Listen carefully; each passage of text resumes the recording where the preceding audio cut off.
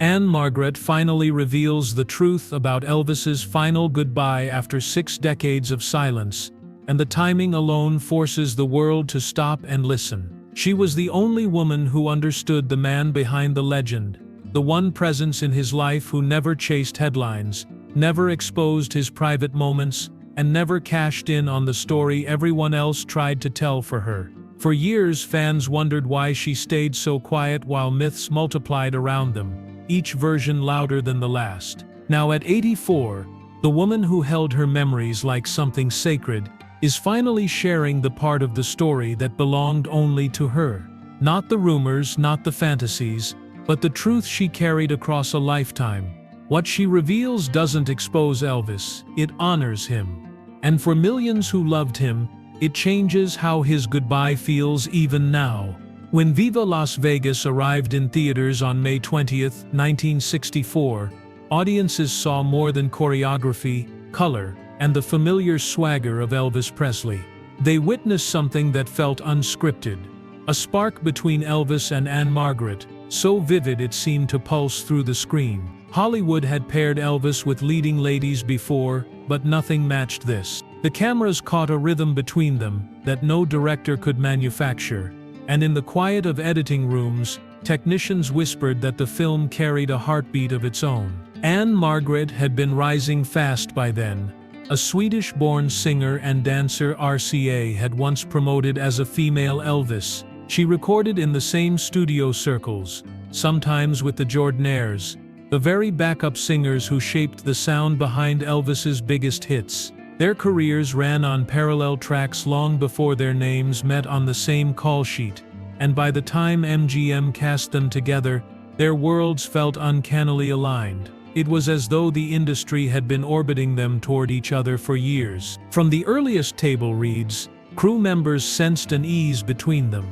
Elvis responded to her timing, her spark, her refusal to shrink in his shadow.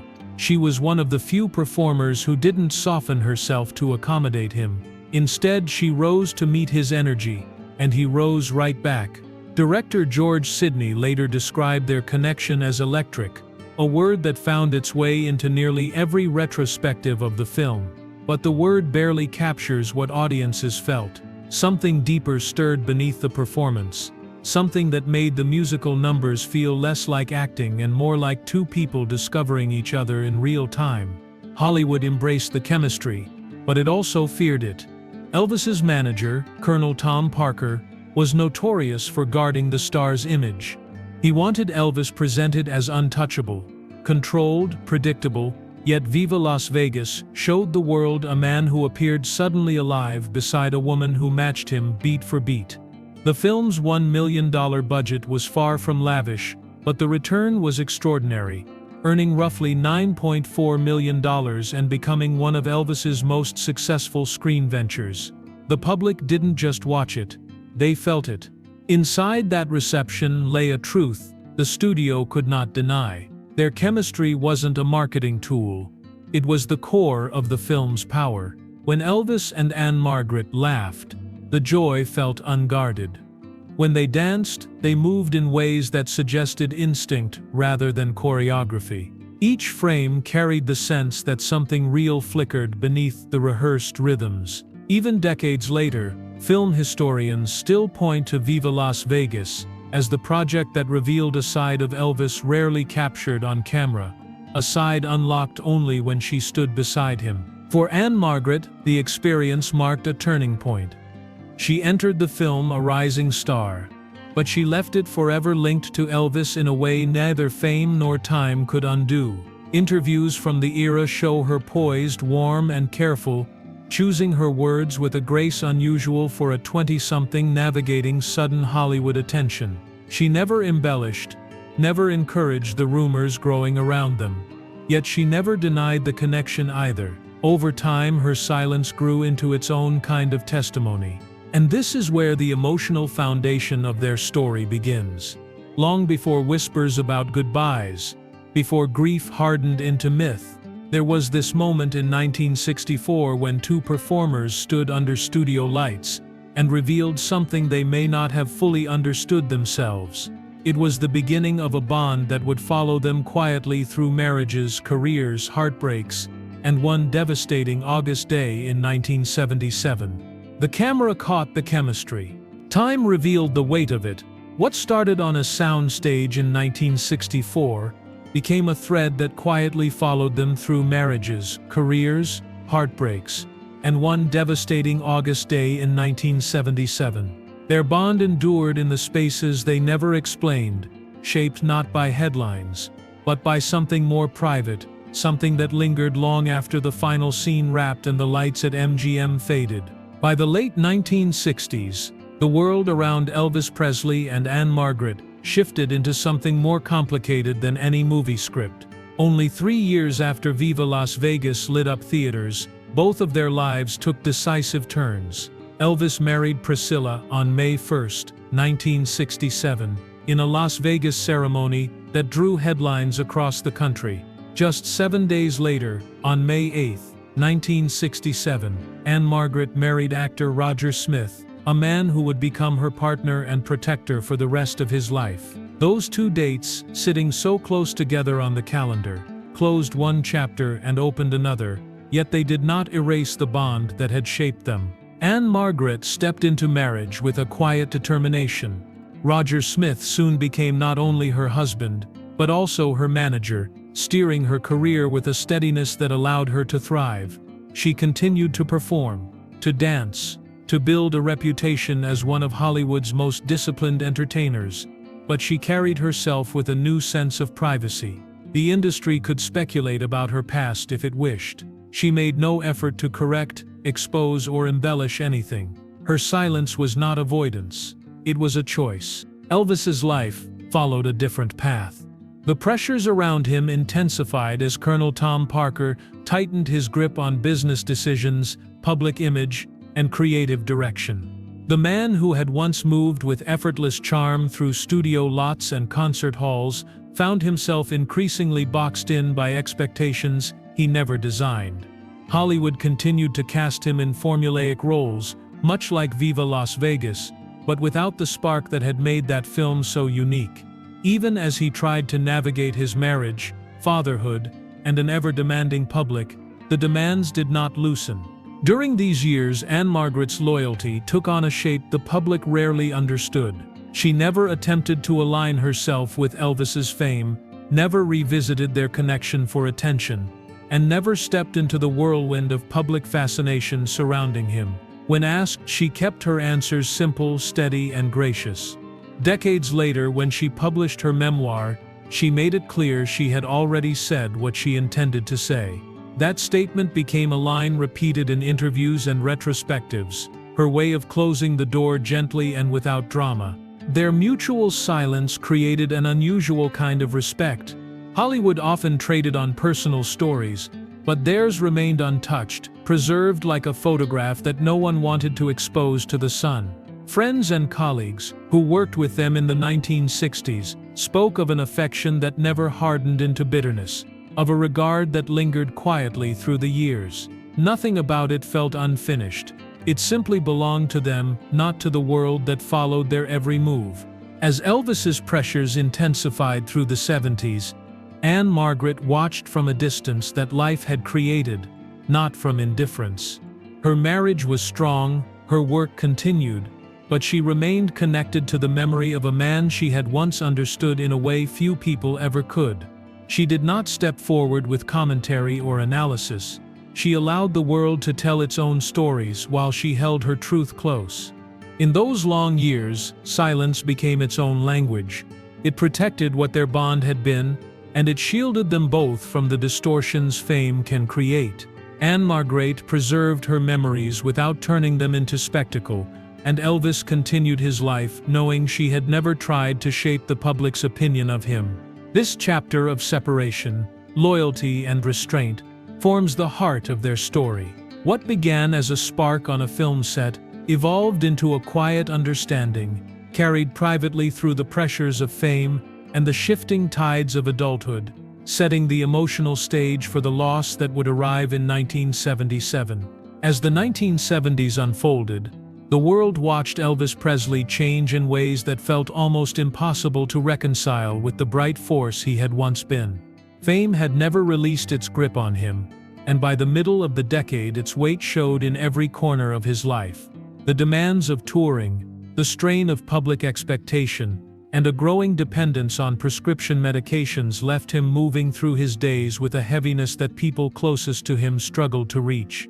The man who once lit up studios with a single grin now carried a weariness that even music could not lift. Ann-Margret saw these changes from a distance shaped by time, marriage, and circumstance. But the distance did not sever the quiet regard she held for him.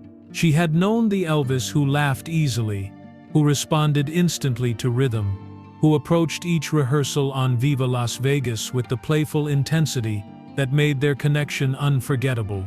That version of him never disappeared for her. It simply lived alongside the version the public began to see, the one burdened by exhaustion and the pressure of being Elvis Presley every moment of every day. Reports of his declining health circulated widely. Fans talked about canceled shows, sudden hospitalizations, and glimpses of a man who seemed smaller than the legend they adored.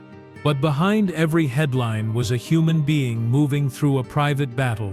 Ann-Margret understood the cost of fame more clearly than most. She knew how the industry could shape and distort, how public adoration could feel as heavy as criticism. That understanding gave her a compassion she never displayed publicly, choosing instead to remain quiet, respectful, and steady. Elvis continued to perform, even as the toll grew evident. Friends later recalled that he pushed himself far beyond what his body could manage, determined to give fans the version of himself they had always loved. The stage became both refuge and burden, a place where he could still feel the spark that had once defined him, even if only for the length of a song. Yet his private world narrowed, and the circle around him shifted into something more protective than supportive, with voices he trusted slipping away one by one. On August 16, 1977, the story reached the moment millions still remember, with a sense of disbelief. Elvis Presley was found unresponsive at Graceland and later pronounced dead at Baptist Memorial Hospital in Memphis. He was just 42 years old. News of his death traveled at a speed that stunned the country. Strangers cried on sidewalks. Radio stations halted programming. Record stores filled with fans searching for something, anything, that made the loss feel real and impossible at the same time. Ann-Margret heard the news like everyone else, yet for her the loss reached a place deeper than nostalgia or admiration. She did not speak publicly about his final years, nor did she step into the wave of commentary that followed his death. Instead, she carried herself with the same grace she had shown throughout the 1960s and 70s, acknowledging the man she had known without adding to the noise surrounding his memory. Her silence in those days held the weight of respect, not secrecy. It reflected a loyalty that had never been performative. Funeral coverage showed thousands lined along the route, holding signs, photographs, albums worn from years of play. A cultural icon had fallen, and grief became the language people shared. Yet there was a quieter grief too, carried by someone who had once understood him in a way few others ever had. Those final years marked the end of Elvis's journey, but they also reshaped the meaning of the bond Ann-Margret had protected for so long. The sadness of his decline deepened the tenderness with which she guarded their past, setting the stage for the truth she would slowly allow the world to see decades later, when time had softened the edges and memory became a place of reflection rather than pain. By the time Ann-Margret reached 84, the world around her had changed in ways neither she nor Elvis could have imagined when Viva Las Vegas first flickered across screens in 1964. Generations had grown up with their story, reshaping it, retelling it, turning their connection into a kind of folklore. Through it all, Ann-Margret remained steady, choosing privacy over spectacle and dignity over disclosure. Yet age has a way of softening what we once protected. It does not erase boundaries, but it shifts the light, revealing what memory now holds with gentler hands. Her appearance at the Lead with Love telethon on June 28, 2025, became a moment fans did not expect. There she was, vibrant, smiling, still carrying the spark that made her unforgettable decades earlier. She moved with confidence, spoke with warmth, and offered a glimpse of the spirit that had defined her from the beginning. When the conversation shifted to her energy, she answered with a line both playful and true. Her secret, she said, was her heart and her seat. It was a simple phrase, yet it echoed the mischievous charm that had once matched Elvis beat for beat. In that moment, people saw not a woman diminished by age, but one who carried her past with grace. She did not revisit gossip or reopen the chapters she had kept private for so long. Instead, she revealed something far more meaningful, something only time could articulate. She showed that devotion does not always need explanations. Her loyalty to Elvis, to the memory of who he was before fame became too heavy, remained intact, not through words, but through the way she still spoke of him when asked, gently, respectfully, without embellishment. The truth she shared at 84 was not a dramatic confession or a hidden message waiting to be exposed. It was a truth shaped by decades of choosing care over curiosity. Ann-Margret demonstrated that silence can be its own kind of love, a shield for the person who can no longer protect himself. She never corrected the world's myths about Elvis, but she never fed them either. Her restraint became a story in itself, a reminder of how rare it is in this industry for someone to hold a memory without turning it into currency. Her continued passion for motorcycles added another layer to this unexpected chapter. Even in her 80s, she still rode, still embraced the freedom and movement that had defined her long before she met Elvis. There was symbolism in that, a quiet testament to a life lived on her own terms. The woman the public adored in the 1960s had grown older, but the core of her spirit remained untouched. And that constancy, that steadiness, reflected the way she continued to hold her past, including the bond she shared with Elvis, with unwavering care. When she appeared on stage at the telethon, the audience saw a woman who had carried a complex story for most of her life and had found peace with it. She revealed not the details people chased, but the truth behind her silence. She loved him in the way one carries an early, life-shaping connection, quietly, protectively, without needing to define it for the world. With age, she simply allowed that intention to be seen more clearly. What she finally showed was not a secret conversation or a hidden farewell. It was the depth of her loyalty, the tenderness in her memories, and the enduring respect she preserved long after the cameras stopped rolling. And that emotional truth, offered at 84, carried more weight than any revelation she could have spoken aloud. As the years stretched far beyond Elvis Presley's passing in 1977, the world continued to shape and reshape the story of who he had been. His music never disappeared. His films kept finding new audiences, and Graceland became a place of pilgrimage where generations arrived, seeking a piece of a man they felt they knew. Elvis became more than a performer. He became a symbol of a certain American moment, a reminder of what it meant to rise from nowhere and ignite a cultural shift felt around the world. Even now, decades later, his legacy remains one of the most enduring in modern entertainment history. Ann-Margret watched that legacy evolve from a place few others occupied. She carried not the public myth of Elvis, but the memory of the person she had worked beside during the filming of Viva Las Vegas, the person whose laugh came easily and whose energy matched her own. Through the decades that followed, she did not claim ownership of their story, nor did she distance herself from it. She simply allowed time to give shape to the truth she had always held, that their bond had mattered, that it had been real, and that protecting it was an act of love rather than secrecy. Her decision to remain quiet after Elvis's death became one of the most striking parts of her narrative. In a culture that hungers for details, she declined to offer them.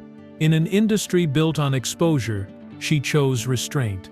This quiet dignity stayed with her as she built a life with Roger Smith. As she continued performing, and as she accepted honors like her doctorate in humane letters from the University of Nevada, Las Vegas, in 2022. Recognition came, applause came, milestones came, but none of it tempted her to revisit the past in a way that felt sensational. This choice created a subtle shift in how people remembered her connection to Elvis. Over time, the absence of dramatization became its own form of clarity.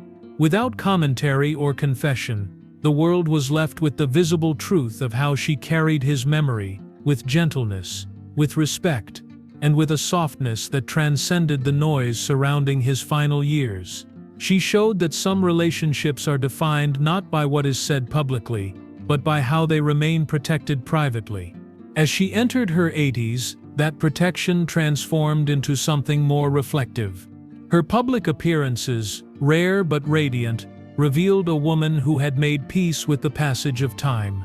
She no longer stood in the swirl of Hollywood's competitive spotlight. Instead, she stood in her own light, shaped by the life she had built, by the love she had sustained, and by the memories she had preserved. When she spoke of her past, she did so with care, never rushing, never embellishing, offering only what felt honest and necessary. This is where the meaning of Elvis's goodbye takes shape.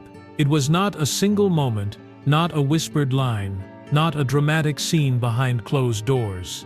The real goodbye unfolded over decades, in the way Ann-Margret chose to carry him through her life with a steadiness that asked for nothing in return. The farewell lived in her loyalty, in the silence she maintained, in the tenderness she still radiated whenever his name passed through a conversation. What endures finally is the understanding that their story was never meant to be dissected. It was meant to be witnessed in small gestures, in shared work, in the rare connection between two performers whose spirits aligned at precisely the right moment. Time has a way of stripping away exaggeration, leaving only what matters. For Ann-Margret, what mattered was honoring the truth of who he had been to her. And in that truth, their goodbye continues to echo, soft but unbroken, carried across a lifetime. In the end, the truth Ann-Margret shares at 84 is not a revelation of secrets, but a revelation of the heart. She shows that love does not always need to be spoken aloud to be understood, and that loyalty can endure long after headlines fade. Her story with Elvis Presley began under bright studio lights, yet its meaning deepened in the quiet years that followed, shaped by silence, respect, and the tenderness she carried forward through her life. What she offers now is not closure, but clarity. Their connection was real, their bond endured, and her protection of it becomes the goodbye she finally allows the world to see. For more emotional stories, check out this video.